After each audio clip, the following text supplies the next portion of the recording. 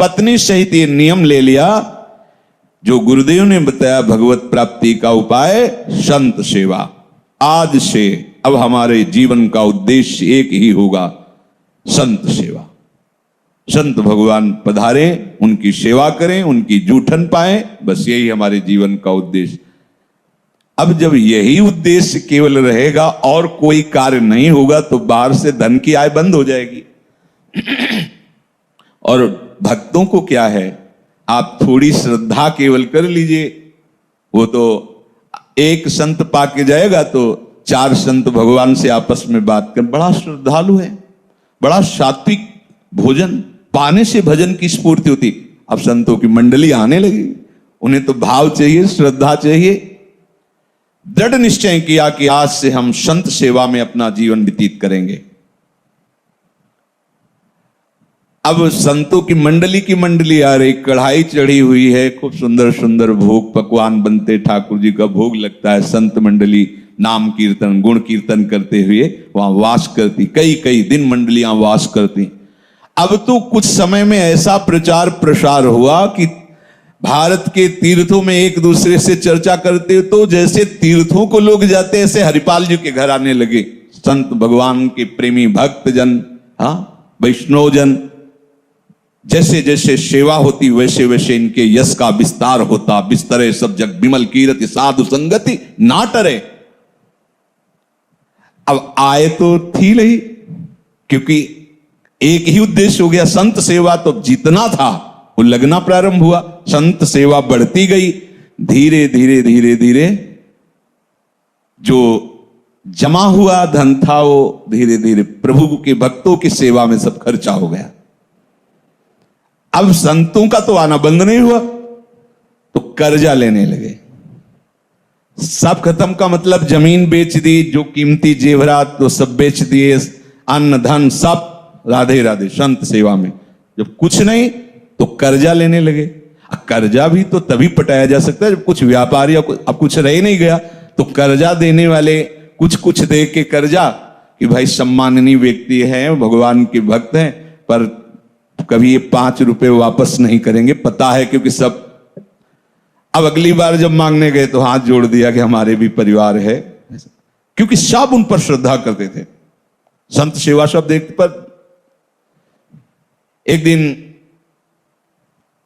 संत मंडली आई।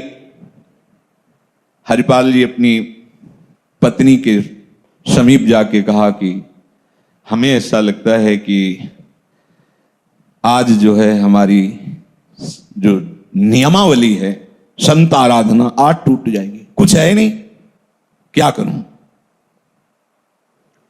आप ऐसा करो, किसी पड़ोसी से कुछ भी मांग लो, विमुख ना जाए। जो भगवत प्रेमी महात्मा जन आए, उनका कई बार जा चुकी हूं, वापस कर देते हैं, दरवाजा ही बंद कर लेते हैं, कोई कुछ देता ही नहीं। विचार किया कि क्या करना चाहिए। कोई कर्ज नहीं देता, कोई व्यवहार में भी नहीं देता, और घर में कुछ है नहीं, संतों का कैसे सेवन करें? मन में विचार किया कि बल तो है ना। बहुत बड़ा जंगल पड़ता था, गांव के होते हैं 10-10 किलोमीटर में दूर दूर गांव, इस गांव से उस गांव में जाने के लिए जंगल पार करना। बलवान थे, भाला हाथ में लिया और निश्चय किया कि उनका भी मंगल होगा जो भगवान नाम जप नहीं करते और भक्त नहीं है, और कुछ भी हो छीन करके हम साधु सेवा करेंगे। अब देखो, कर्म तो निकृष्ट हुआ ना, लेकिन गुरु आज्ञा संत सेवा, जीवन का लक्ष्य संत सेवा। कोई कोई उदाहरण देने लगते हैं हरिपाल जी का, तो पहले अपना सब संत सेवा में लगाओ, खाने को न रह जाए, फिर आगे आप उदाहरण हरिपाल जी का दो। अब तुम तो लाखों की उसमें बेईमानी की और सोचा कि इतने से इतना दे देंगे तो चल, वो नहीं चलेगा, तो घर फूक तमाशा देखना होगा इसमें। हरिपाल जी का उदाहरण तब आप दे सकते हैं कि चोरी तो हरिपाल जी भी करते थे, तो हम थोड़ा टैक्सी की चोरी कर ली, ये कर ली, वो चोरी कर ली, या वैसे, और हम वो संत सेवा में थोड़ा उसका हिस्सा दे देंगे तो धन पवित्र हो जाएगा। भूल मत करना, वो अधर्म है, वो अधर्म हो रहा है। हरिपाल जी घर फूक तमाशा देखे, पहले अपना सब कुछ न्योछावर कर दिया। अब देखो भावना कैसी है, विमुख को लेत हरिदास को न दुख देत। जो भगवत विमुख है उसका छीन लेते और कहां लगाते? संत सेवा में। इसका भी मंगल होगा। गले में कंठी और मुख में कहीं धोखे से भी रामकृष्ण हरि निकल गया तो हरिपाल जी मार्ग से हट जाते थे। जब वो निकल जाता तो उसकी रज माथे पे लगाते, कभी उसको। और अगर प्रपंच की वार्ता और कंठी तिलक और नाम नहीं तो भाला गले में रख देते, जो है सब उतरा लेते, सोना चांदी रुपया जो भी जैसा, और वो संत सेवा में लगाते। अब उस गली में ये प्रचार प्रसार हो गया कि कंठी तिलक वाला, नाम कीर्तन वाला लूटा नहीं जाता। अब उस गली से निकलना है गांव के जंगल से तो कंठी तिलक बांध के निकलना है, बाद में भले झोली में डाल ले, जेब में डाल ले, क्योंकि हरिपाल जी और बहुत बलवान थे और भगवत तेज से युक्त थे। उनके सामने ऐसा थोड़ी कि कोई विरोध कर सके। अब एक दिन बहुत से जैसे स्वाभाविक संत आते थे, आए, वहां जंगल में कोई जाता ही नहीं, अगर जाता तो रामकृष्ण हरि बोलते हुए जाता। अब हरिपाल जी चोरी कर नहीं सकते, अगर वो राम बोला, कृष्ण बोला, हरि बोला तो भाला नहीं तानेंगे। कंठी है, तिलक है, नहीं, हरिदासस बिल्कुल नहीं, जो हरिदासस तो सही है, बिल्कुल नहीं। उदास होकर के बैठे थे, संत भगवान आए, पत्नी से कहा आप क्या करूं, अब तो लूटने को भी कोई नहीं तैयार कि भाई उसको मैं लूट लूं, क्योंकि यहां सब कंठी तिलक वाले, सब नाम वाले। देखो भक्त का प्रताप देखो, भयवश वहां से निकलना है, जो 2-4 किलोमीटर रास्ता है, जोर जोर से बोलना पड़ेगा उसको रामकृष्ण हरि। रुक्मिणी जी से ठाकुर जी ने कहा, द्वारिकाधीश ने, तैयारी, अब मुझे जाना है एक भक्त से मिलने के लिए। बैठे कृष्ण रुक्मिणी महल तहां सोच पर्यो। इधर अगर भक्त सोच में पड़ा है कि कैसे भगवत प्रेमी महात्माओं को विमुख जाने दें, पर हमारे पास कुछ है नहीं और लूटने के लिए कुछ नहीं, क्योंकि अब वहां से जो निकलता प्रचार प्रसार हो गया। बैठे कृष्ण रुक्मिणी महल तहां सोच पर्यो, हरियो मन साधु सेवा साहू रूप कियो है। पूछी चले कहां, कही भक्त है हमारो एक, तो मैं हूं आऊं, आओ आए जहां पूछ लियो है। भगवान श्रृंगार कर रहे हैं, कृष्ण रूप से नहीं, साहूकार सेठ रूप से, बड़े बड़े सोने के हीरे जड़ित कड़ा हार ये सब। रुक्मिणी जी का जय जय कहां? बोले एक भक्त के यहां जाना है, उत्सव में सम्मिलित होना है। प्रभु आप जब जाते हो तो अकेले निकल जाते हो, हमारी भी इच्छा है। भगवान ने कहा शारदा सहाय हुई, क्योंकि हमसे ज्यादा श्रृंगार ये करेंगी। भगवान ने कहा वैसे तो हम अकेले भक्त के पास जाना चाहते, पर आज तुम्हारी इच्छा हम नहीं, आज चलो। पर ऐसा भक्त है कि तुम्हें सब श्रृंगार करके चलना होगा। वो मन में सोचती, मतलब भक्त क्या कोई ऐसा कि श्रृंगार जरूरी है हमें? प्रभु ने कहा, प्रभु एक एक कीमती अंगूठी अपने साथ, पूरा श्रृंगार। रुक्मिणी जी ने कि जब प्रभु इतना पूरा श्रृंगार, तो और अब वो तो महालक्ष्मी है और भगवान की प्रधान पटरानी है, द्वारिकाधीश की श्रृंगार। अब हरिपाल जी के दरवाजे संत हैं और गांव के बाहर वो टहल रहे हैं कि क्या करूं क्या करूं। वहीं आए, साहूकार का रूप रखे ऐसे, और ओए भैया हमें जंगल पार करना, सुनते यहां कोई बहुत कठोर हृदय वाला चोर जो है इधर चोरी करता है, तो आप देख के लगते हो कि आप रक्षा कर सकते हो, हमें बाहर पहुंचा सकते हो। हरिपाल जी ने कहा भगवान बड़ी कृपा की, बड़ी कृपा। हाँ बिल्कुल पहुंचा देंगे, जहां कहोगे वहां पहुंचा देंगे।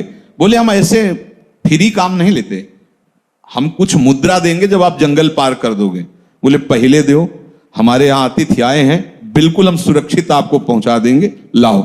तो कुछ स्वर्ण मुद्राएं दी, बड़े प्रसन्न ये, यार प्रभु कैसे लाज रखते हैं, मैं तो परेशान डोल रहा था। क्या आयो? पत्नी से कहा भगवान ने बात बता दी, देखो एक सेठ फंसा है, उसको पार करना है, उसने मुद्रा तुम लाओ, दाल चावल और रोटी बनाओ, संतों को पो, हम इनको पार करके आते हैं। भाला लिया और कहा आगे आगे तुम चलो, पीछे हम चलते हैं। रास्ते में चले, प्रभु ने रुक्मिणी जी से इशारा, एक भी भागवतिक चर्चा नहीं होनी चाहिए, धीरे से कहा। बोले प्रभु ऐसा ना भक्त की ना भगवान की कोई चर्चा नहीं, बस वही जैसे एक सेठ साहूकार चर्चा करते हैं, उस खाते बही खाते में इतने करोड़ उसमें वो होता है ऐसा वो ऐसा। हरिपाल जी का बात बन गई है, इतनी सोना चांदी उस सब हीरा जवाहरात पे एक बार भी रामकृष्ण हरि नहीं बोल रहे। और गौर से देखा तो हार गले में थे, तुलसी की माला नहीं थी, कहीं कोई तिलक नहीं। वो भगवान आज तो माला माल कर दिए। बीच जंगल में पहुंचे, भाला निकाला, रुक्मिणी जी के होश उड़ गए कि प्रभु के सामने कोई भाला तान के खड़ा हो, उतार सब। प्रभु तो मतलब उनको कहना था, प्रभु हरिपाल जी ने अपना ऊपर का वस्त्र ऐसे डाल सब, भगवान रुक्मिणी जी भगवान की तरफ, उतार दो, इसी में भलाई है, उतार दो, उतार सब रखो इसमें। रुक्मिणी जी की जो एक अंगूठी थी वो प्रभु ने उनको पहनाई थी, वो बहुत प्राण प्यारी थी। हरिपाल जी ने भाला रखा रुक्मिणी जी गले, उतार इसको, 5, 7, 10 संत इसमें पाएंगे ऐसा। रुक्मिणी जी भगवान की तरफ भेजती, सुदर्शन चक्र को बुलाओ। भगवान कहते इस समय नहीं आएगा सुदर्शन चक्र, हम कुछ नहीं कर सकते, अगर बचना चाहती हो भाले से तो अंगूठी उतार के। और रुक्मिणी जी को मतलब आज हो क्या गया, प्रभु को अनंत शक्तियों के स्वामी और एक साधारण मनुष्य भाला गले में था, कुछ नहीं कर रहे। जब अंगूठी उतार के रखी तो प्रभु के कपोल गीले थे। रुक्मिणी जी ने देखा, बोले प्रभु वैसे ही हम आश्चर्यचकित हैं ये व्यवहार देख करके, और आप नेत्रों से बात कर रहे। मानो उन्होंने कहा कि सुना नहीं, एक अंगूठी में 5-7 भक्त पाए, ये वही भक्त जिसके दर्शन कराने के लिए लाए, ये अपने लिए नहीं, ये मेरे लाडले वैरागी भक्तों के लिए कर रहा है।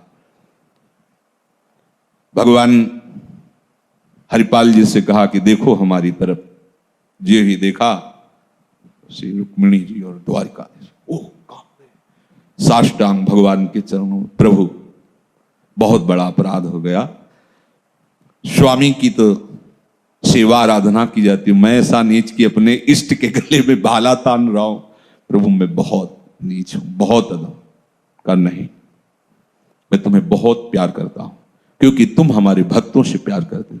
बोले प्रभु ये अब नहीं चाहिए आभूषण, ये सब नहीं, ये ले जाओ, ये ऐसे आभूषण नहीं है कि बेचोगे तो खत्म हो जाएंगे, ये अनंत काल तक तुम खर्चा करते रहो, तो अब किसी और की आवश्यकता नहीं, क्योंकि ये सब भगवत स्वरूप आभूषण, इनसे प्रकट होते रहेंगे ऐश्वर्य, तुम्हें अब अन्य की जरूरत। बोले प्रभु अगर कोई संत सुन लेगा कि भगवान का इस तरह से व्यवहार करके इन्होंने आभूषण लूटा, तो क्यों पाएगा, क्योंकि तो आराधक हैं, आपके दास हैं, वो ऐसा कैसे पाएंगे।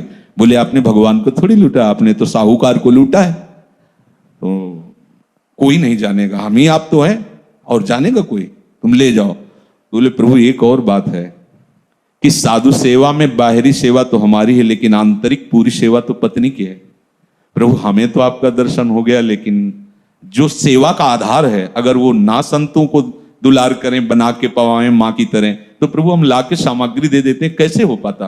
तो प्रभु उनके साथ घर आए और पत्नी को दर्शन दिया और उनसे सेवा, पत्नी ने भगवान को भोग पवाया, दोनों ने अपने हाथों से।